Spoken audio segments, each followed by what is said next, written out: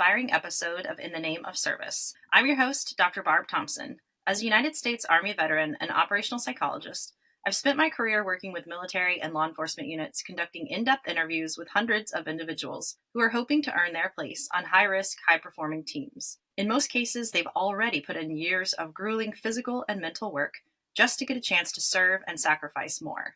And that type of selflessness is special, and I feel worthy of recognition. While each person's story is unique and every path to service different, their goals are similar: to do something more, to be part of something bigger, to make a difference. These difference makers were the catalysts behind this podcast, and it's my privilege to share their stories with you. Today, I get to introduce Abby.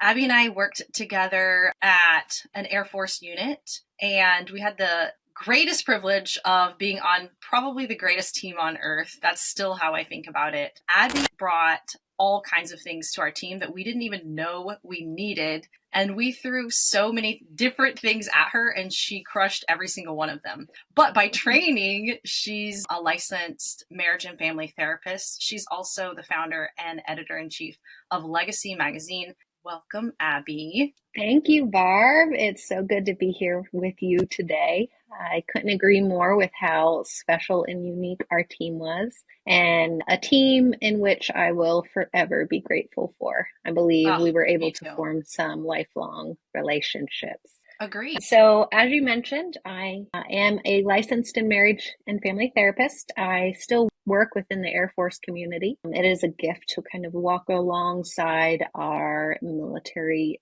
couples and families. I am the founder and editor-in-chief of Legacy Magazine, which is an independently published magazine for the military community. I am also the mother of two lovely daughters, one who is 10 years old and the other is 6 years old.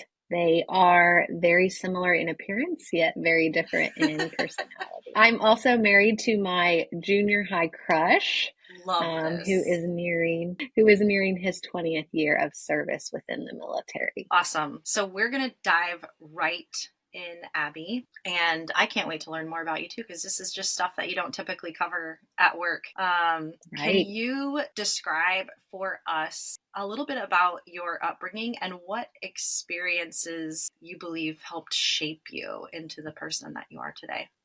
Absolutely. So I grew up as a minister's daughter. As a minister's daughter, my upbringing was rooted in faith and a rich curiosity for human behavior. Both my parents were ministers, pastors within our church, and they naturally served as my first role models. It was their commitment to serving our local community and also pairing that local ministry with international mission trips that instilled in me a sense of compassion, empathy, and responsibility towards those around me. You know, I know you've heard of it.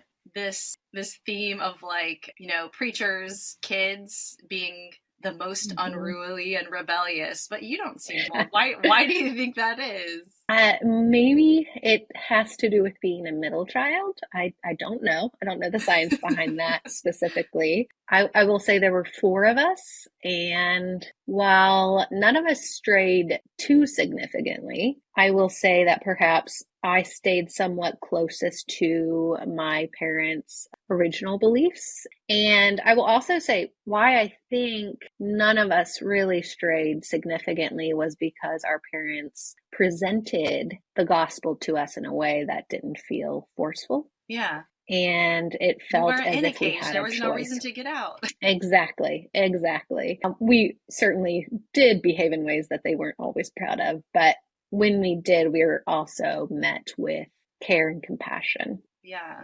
Why or how did you choose the path to become a licensed marriage and family therapist? Yeah, so I truly appreciated the counseling and mentorship that was offered within the ministry I grew up in. However, I felt that I wanted to pursue additional training and education when it came to the realm of psychology. So that's when I decided to do an undergraduate in counseling and psychology. It was during my undergraduate studies that I had the opportunity to participate in a 3-part semester series in marriage and family therapy. And it was in this course. Yes. That's we had that exceptional. option. Wow. Yeah, and it wasn't optional. It wasn't absolutely needed, or it was an elective, essentially, a specialized elective. So after taking that first course, I went on to take the second and the third because it resonated so strongly. It was within this course that I started to recognize that the relationship that I was in at that time of my life, it was a then fiance, looked very similar to the dynamics of my parents' early relationship with one another. And my parents over the years were able to kind of strengthen their relationship and also eliminate some dynamics that weren't helpful for a family upbringing. Yeah. So I found myself in a very similar dynamic within my own relationship, and that course helped me understand that we often repeat those patterns if we aren't aware of them. Right.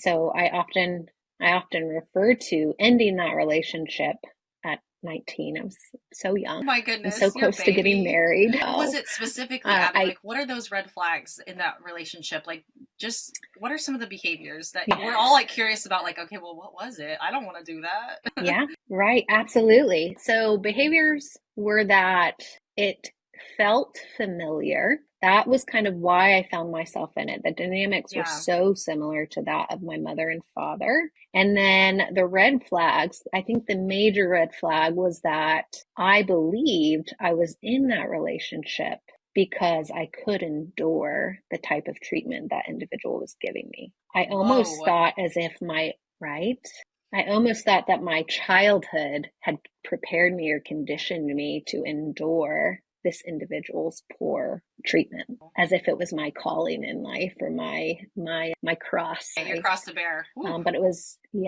right. But I realized it was my studies in psychology, which was at a faith-based university, which I'm also appreciative of, that helped me realize that it was actually more of just a subconscious comfort, right? It's what felt familiar, and it's not, right? It's not a dynamic I had to endure. And then I'll also say, hearing the stories of others that had removed themselves around that time, I felt the Lord was very instrumental in having others share with me similar dynamics that they then removed themselves from. So it gave me that courage to kind of disconnect myself from that dynamic.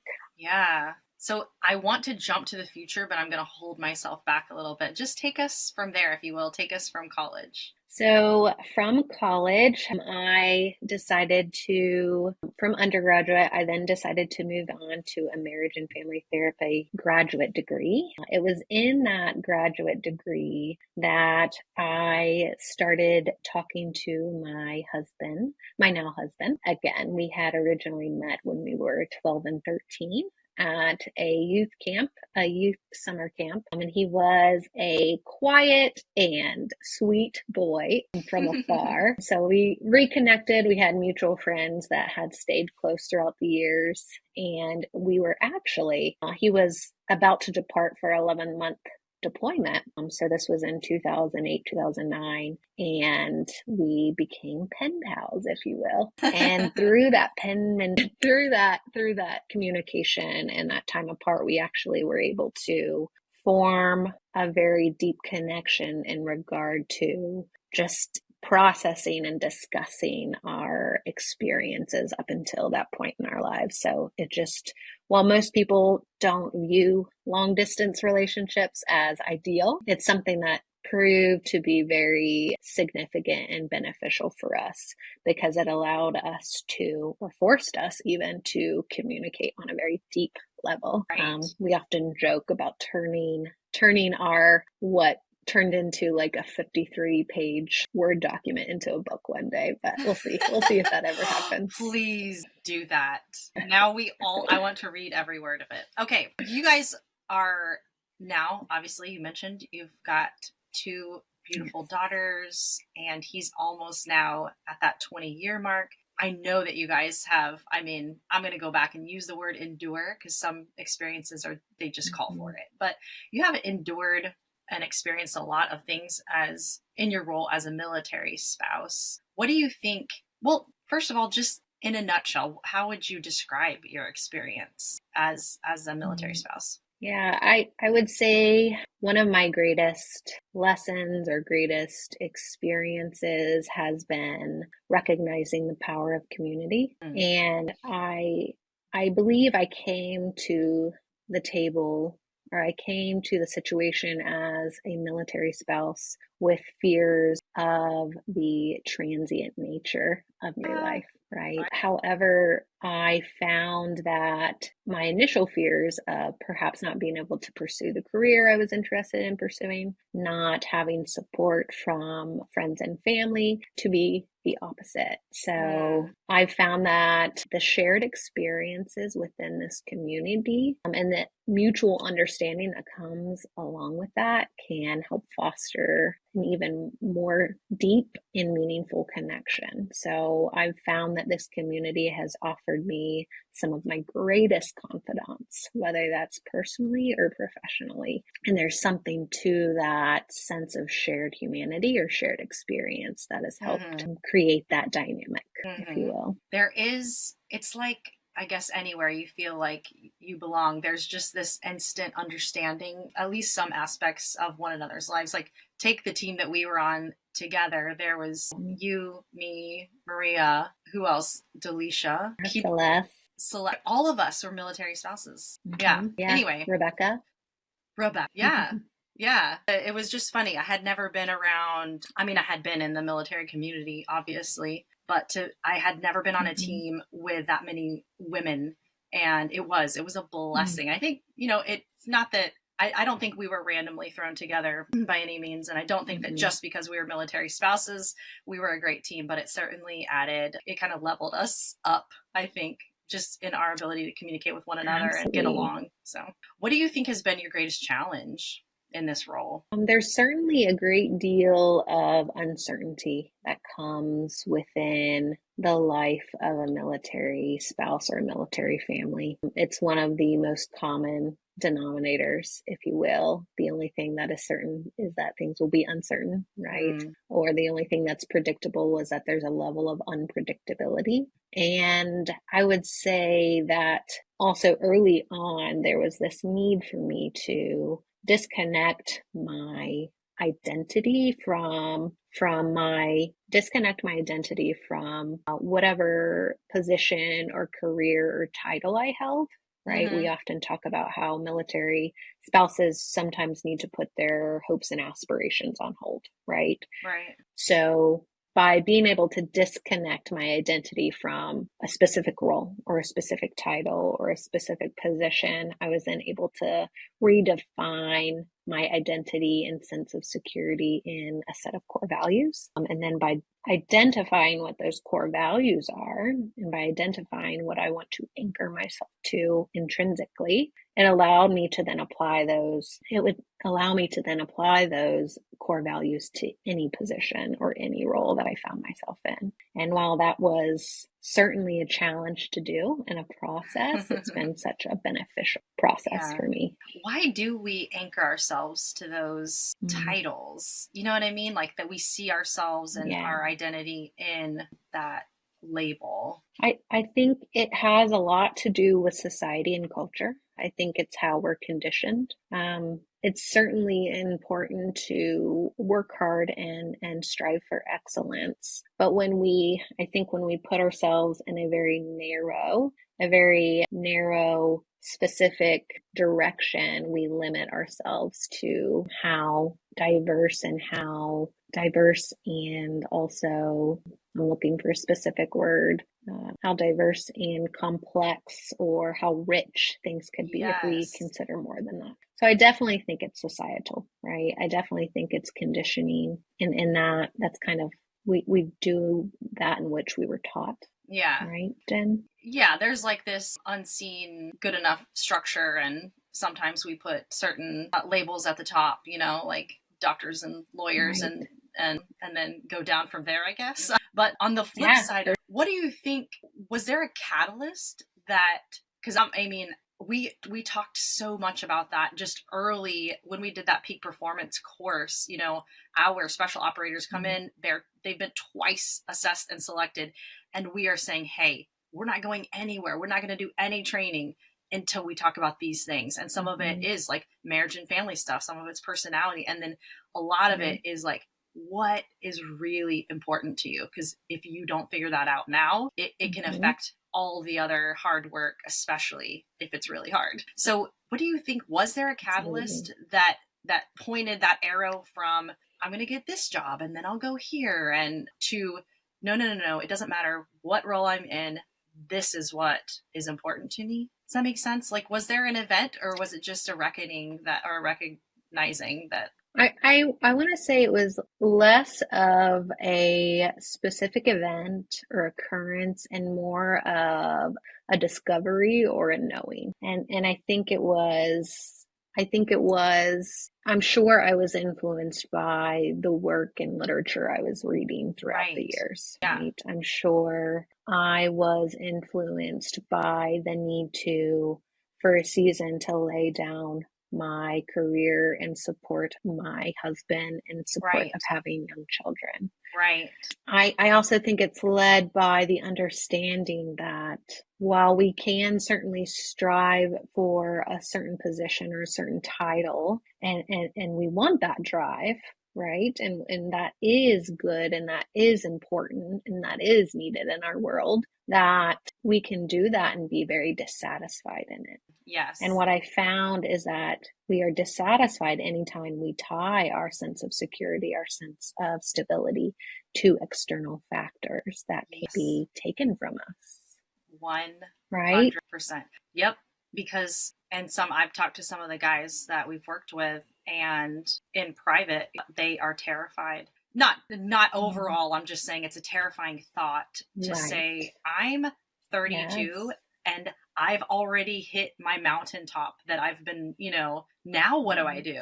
Right. So tying value to a specific achievement is so dangerous, but especially in the life of a military spouse where, there's going to be a lot of uncertainty and transition, knowing what's really important to you and those core values can keep you steady in any storm. So how did you go about figuring those out?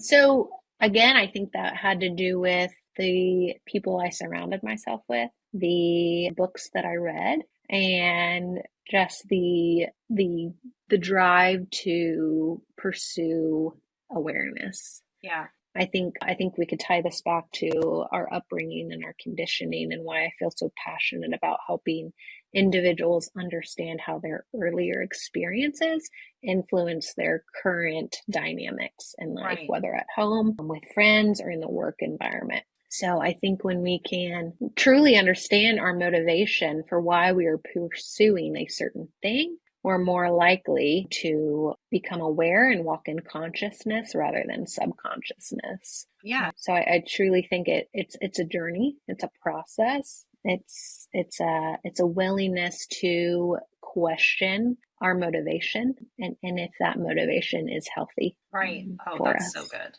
What we might even do is link a core values exercise to this episode. I think that's a great idea. It can be so powerful. And guys, I have led hundreds of people through a core values exercise, and then I eventually made my husband do it, and it was, of course, powerful. Why didn't I do it earlier? Absolutely. Anyway, even if you think it's hokey, you need to do it, and I promise you're gonna love it. So you've held this really intimate, private space for people in some of their most painful times, because not only is it hard when things are not going well in your most intimate relationship, but sometimes in the military, that spouse doesn't return home at some point. This can be difficult work. What do you think? And I know you're skilled in this area. What keeps you going during those times, Abby, and still available, willing, ready to continue serving. Yeah, it certainly is hard to hold space for someone when they are processing a loss or processing a transition or processing hardship. I believe from an objective perspective, it stretches our emotional boundaries. Yeah. It can test our resilience. It can also, as humans, call upon our deepest reserves of empathy. Yet I feel that this act of sitting with someone in their discomfort is one of life's greatest honors. The privilege of being invited into someone else's vulnerability can be a profound testament to our shared humanity. Yeah. And it's in these moments that we are reminded of our interconnectedness, our common struggles, and the universal longing for understanding and compassion that we all have as human beings. So I feel what keeps me going in those moments is the belief in the transformative power of facing hardship, and then the transformative power of facing that hardship with someone else. I've seen how well we can't speed up grief. We can't fix grief. There is healing in enduring that grief with someone else. And that is what keeps me motivated to keep going. I think another important element to showing up for others in their hardship is having a very deep dedication to self-care. Right. Being able to kind of prioritize the need for the basic levels of Maslow's hierarchy of need, and recognizing in order to show up for others, we have to first care for self. Can't pour from an empty cup, as the popular saying is. Yeah. So I want to say, like, when it comes down to pragmatics, it's making sure I'm moving my body. It's making sure I'm hydrating. It's making sure I am holding space for my family. I'm holding space for self-reflection in order to show up as my best self in those moments where people are in need of a very deep level of care and compassion. You have an extreme behind the scenes into the struggles of military couples and families. Considering all you've learned from your own experience and, just personally, and then that experience you have professionally, what are what either advice or resources that you would recommend, even if people feel like, hey, I'm doing it all right now. I don't need a thing. Yeah, I often reflect on the work of relationship work as unique in the sense of it requires you to hold space for not just one individual, but two individuals, or three, or four, or five. And so often in military couples experiences, or any couples experience, those can be very dualistic experiences and expectations, right? So what I've found most helpful in holding that space for opposing opinions, if you will, something that I've found myself doing is recommending books and resources that speak to the need to hold what is termed dual pluralism, or confident pluralism, also known as dual pluralism, is that understanding of it's not about identifying in the relationship who is right and who is wrong, which is so often what we desire. We come to relationship work with the hope of like, well, someone just affirm I'm right about this situation. But it's being able to expand our understanding for the other person's experience and to be able to build compassion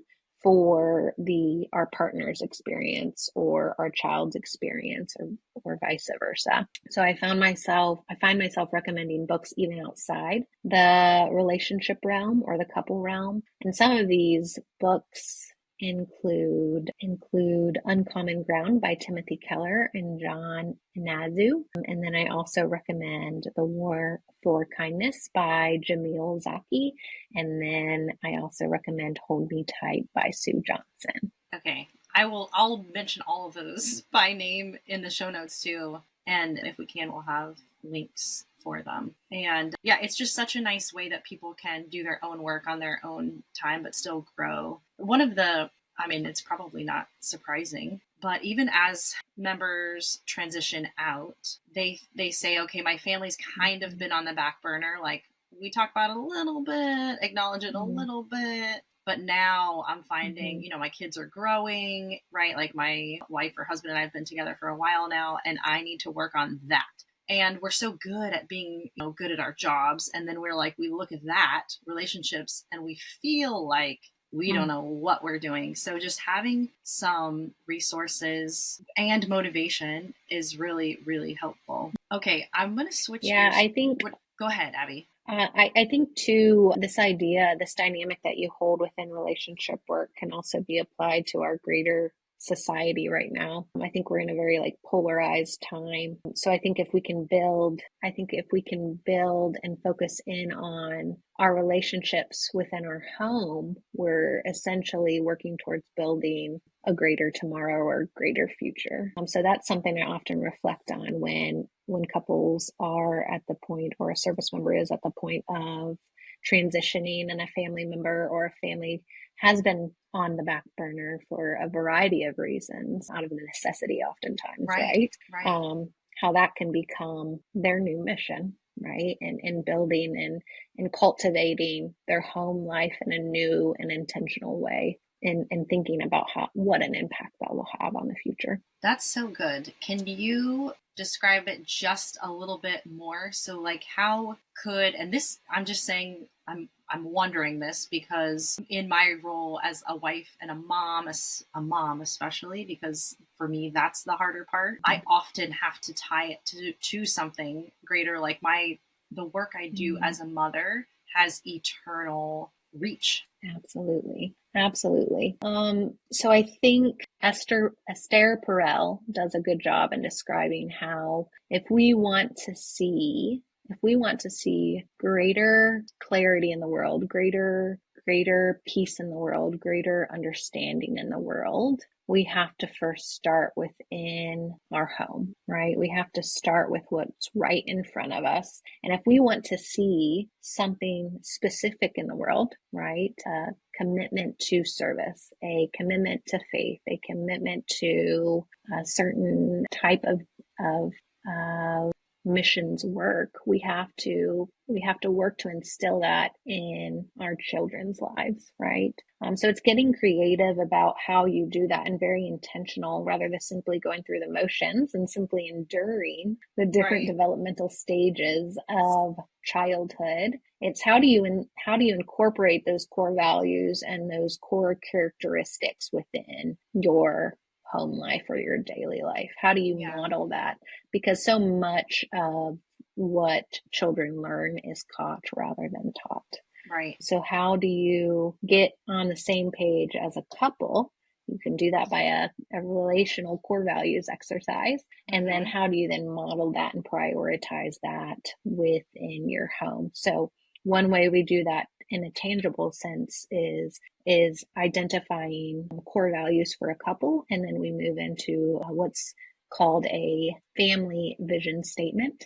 Yeah. And then you can take that even a step further and identify what are your policies and procedures as a family, and essentially what are the observable behaviors that you and your family incorporate to your day to day. So it can be a very enriching process, especially at that transition point for individuals, couples, and families, Yeah. almost like a new focal point in life. Right. Yes. And it's so grounding too, especially, life with Mm. kids can be super chaotic. There's always a lot going on. They're Mm. always changing and growing. And Yes. to have that you can go back to every day and just take a deep breath and say, okay, how did the day go as far as, our family living by these goals, or not goals, living by these values? Okay. Now I'm going to shift gears a little bit, and I want to hear more about Legacy Magazine. What started that that's a big undertaking, and it's beautiful. If you guys haven't seen it, you need to go and seek it out.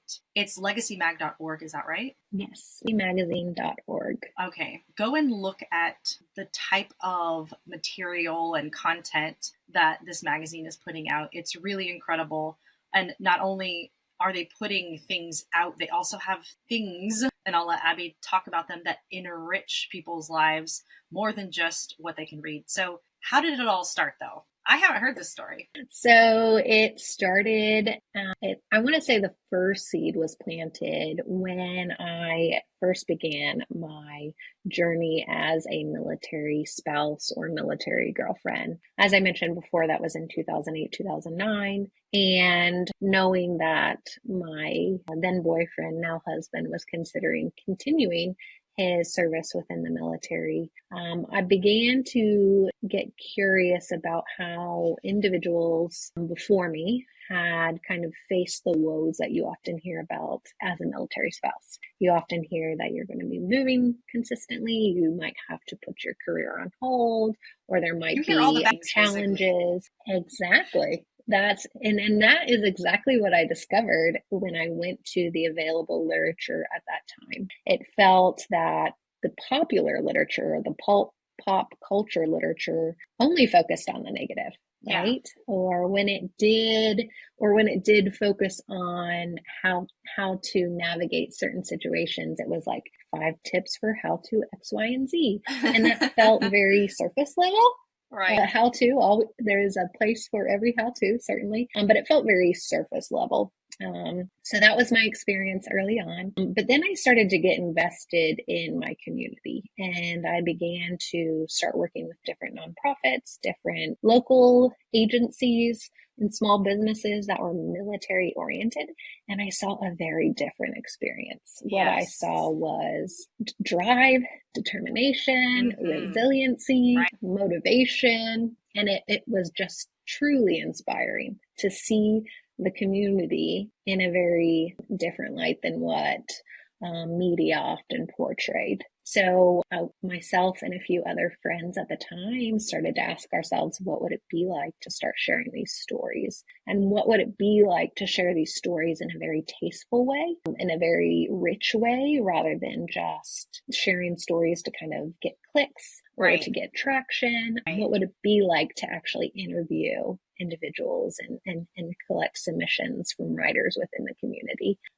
So that is how Legacy began, and it's just been such a tremendous journey since we opened the doors in 2017. Wow. It's beautiful. I'm so impressed by it. Everything about it is beautiful, from the words, but the character of the people that are involved in big ways, small ways, the pictures, the layout, like it's just all really, it just feels really, really nice. So I don't even know what to ask or the question to ask, but I think it was last fall, took a writing course provided by Legacy Magazine that was life changing. So you guys are doing more than just putting out, you know what I mean, good reading material. And you also have, if you go to their website, you'll see these free resources for spouses and families. So you're going above and beyond. And I can definitely see that the intent behind it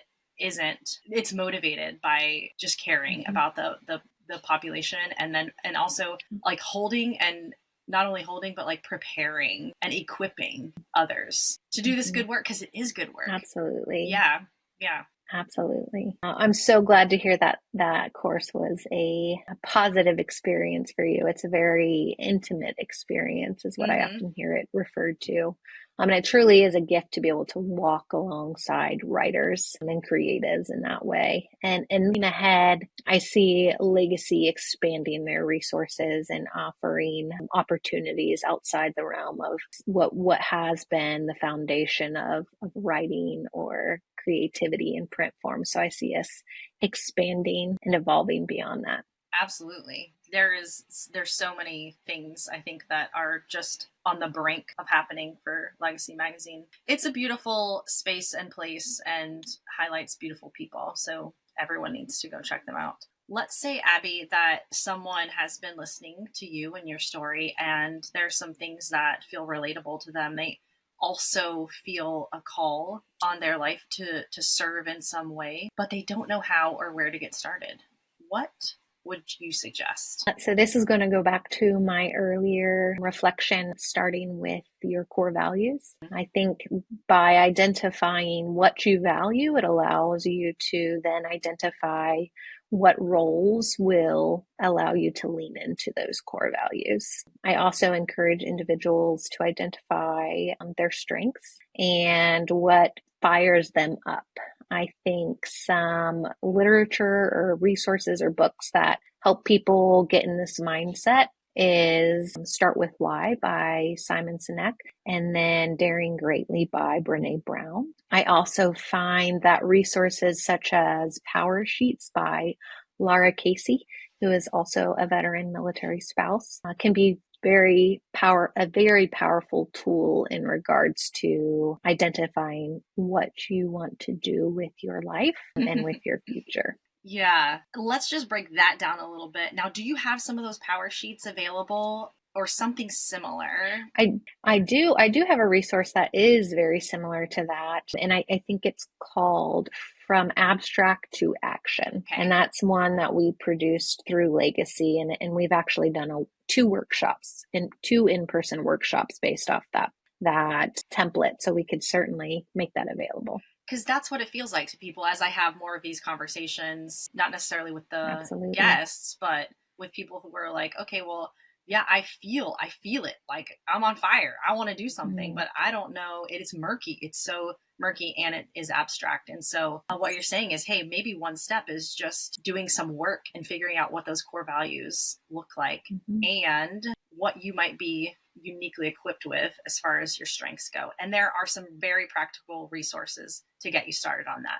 So we don't want it to be murky or abstract, but right. Absolutely. Is it just, you kind of do these things and then you figure out what you want to do for the rest of your life and you're good to go? No, I think it's seasonal, right? Yeah, I think it changes with the season. And I think normalizing that is important. You never know what the future will hold. And I think if we can hold that with a sense of curiosity, and we can be pleasantly surprised for sure. Yeah.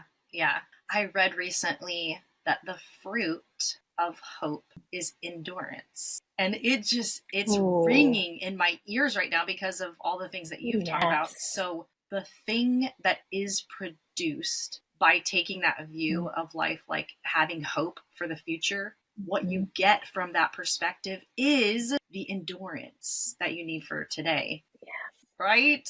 I love that. Yes. Okay, Abby, I've taken enough of your time. Do you have any parting words or thoughts for us? Just that I want to extend a warm thank you for providing this opportunity. It's been a pleasure to connect with you and your audience. Thank you. Thank you for being listen, Abby came to work the same every day. And this woman was getting up and doing Legacy magazine work from like 4 to 6, then coming into this full-time job. And she was always calm and kind and very stylish. So there's lots of things so special about Abby. And I think when you just need to heed, I think the words that she and advice that she has for us all. But thank you for being a really bright, shining example for me and for all of those people out there that you meet beyond your professional work. So that's it. Until we meet again, Abby, I don't know when that'll be. Well, thank you, Barb. The feeling is mutual. You've been such a gift in my life as well. Awesome.